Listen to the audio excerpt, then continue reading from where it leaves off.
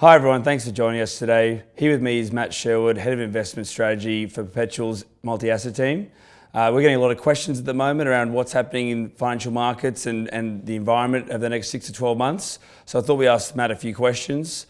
First question, Matt. Everyday headlines are coming out with the world's just beginning or it's about to end. What is the key biggest risk you're seeing for investment portfolios today?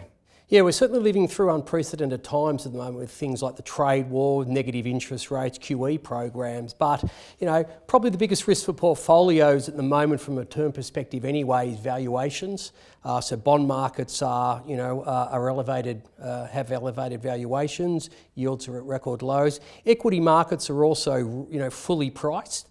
So you'd probably be thinking there's not too much more upside there. But I'd probably say the one factor which has the most question marks and the highest level of uncertainty around it is the trade war.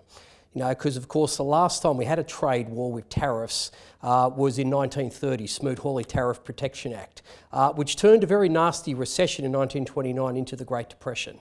So it certainly didn't end well. It's also between the two biggest economies, the United States and China.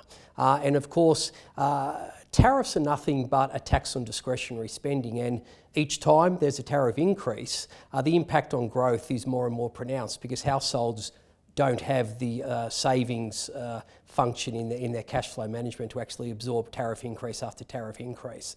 The other thing, of course, is that tariffs are increasingly pervasive in that it doesn't just hit consumer spending, it also hits investment, it hits global trade, and so therefore the impact on growth is not only highly uncertain, but it's also likely to be significant if things continue to deteriorate. And of course there's policy responses out there, but the key question is, do central banks with very low interest rates already in place have enough ammunition to absorb any trade impact? And that's probably the great uncertainty at the moment and the greatest risk for portfolios. And you mentioned before, equity markets, bond markets are looking quite overvalued, arguably in this environment there. What else can investors do to generate adequate capital returns and also protect that capital? Yeah, that's a great question. It's a question we get asked a lot. And the reason we get asked a lot is because bonds and equity investments, to Australian investors particularly, have worked really well in isolation, but also in together, in the sense that bonds and equities in Australia have only both lost capital in 5 of the past 118 years. And even in those years, through the years, the bond losses are only 0 to 5 basis points, so it wasn't really much. So they've been really good diversifying assets. Now, the problem, of course, is that bond yields now are just so low that people are wondering, could you actually get enough rise in bond prices, enough decline in the yield to actually absorb equity losses? And of course, bond yields are now in Australia sub 1%.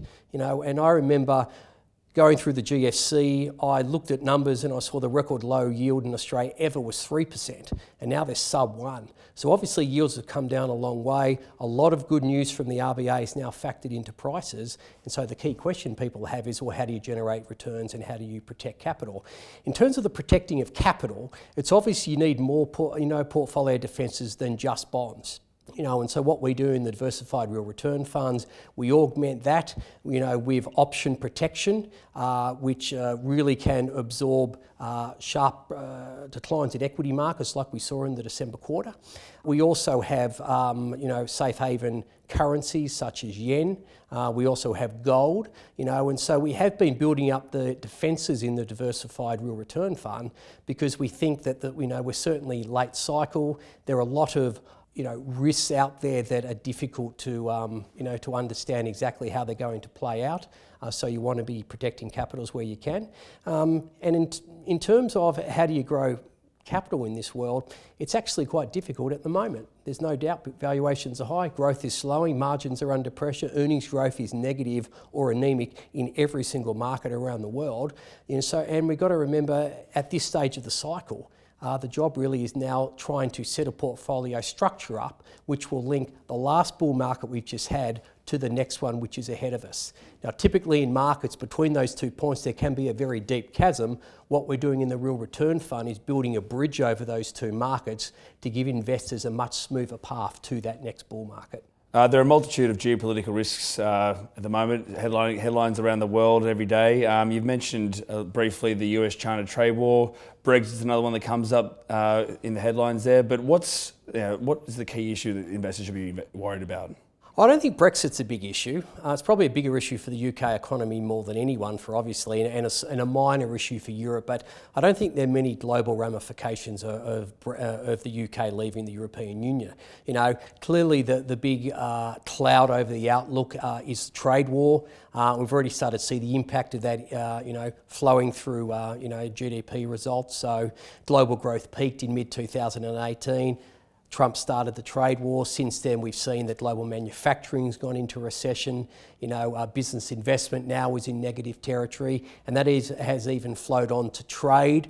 So Korean export volumes, for example, are at their weakest level since 2009, and we're starting to see those, the investment and the exports now actually flow through to the services sector and perhaps even labour market. So this is probably the real worry, because if it starts to impact the labour market, consumer confidence, and consumers put their wallets away, there's material downside risk to growth.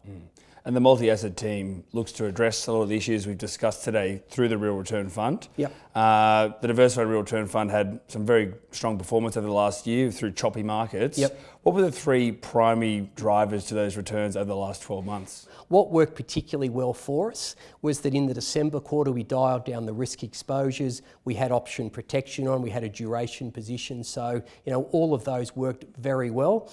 But the big thing is with the US Fed pivot in January, where they took out the rate hikes they had led the market they were going to do this year and next. What it meant was that risk markets did well, and our portfolio exposure increased in very early January from a exposure of around 20% up to about 35%. So we kind of turned the portfolio a bit more aggressive at that time. That did really well. And now, of course, we're dialing down the risk again. We got more option protection on. We got gold on. Duration is still there, but it's a bit shorter. In terms of the number of years in the portfolio. So those three positions generally did well. It was the protection we particularly put into the portfolio. That did the job that investors wanted during a very difficult December quarter. Markets were down, risk markets about 11 to 18%, but the Real Return Fund was down under 2%. In that time, and that's what people want, protection in terms of heightened volatility, and then they want actually to get exposure to recovering risk markets, which is what we gave them. So Matt, the big question we always get asked, how's Australia looking? Well, from where I'm sitting, I think Australia's looking, a little bit better. We've had the RBA cut rates twice and say they'll cut rates again if they need. We've had APRA relax the macro-prudential rules, and of course we've had not only the election of the Morrison government, we've also had them implement their tax plan. So to us, those three policy tools are probably going to add about 0.6% to GDP, which is a good cushion on top of our 1.6% population growth. So overall we think the economy is looking okay. We've still got weaker housing construction to work through, but the wealth effects from falling house prices we think are now fading. So the outlook is for sub-trend growth, but I think recession risks here are certainly diminishing. Well, thanks for that, Matt, and certainly some interesting points for investors to keep in mind when we move forward over the next 6 to 12 months. Hopefully you found that update informative. If you have any other questions, please contact your Perpetual BDM. We're always happy to help out. Thanks again for your time today.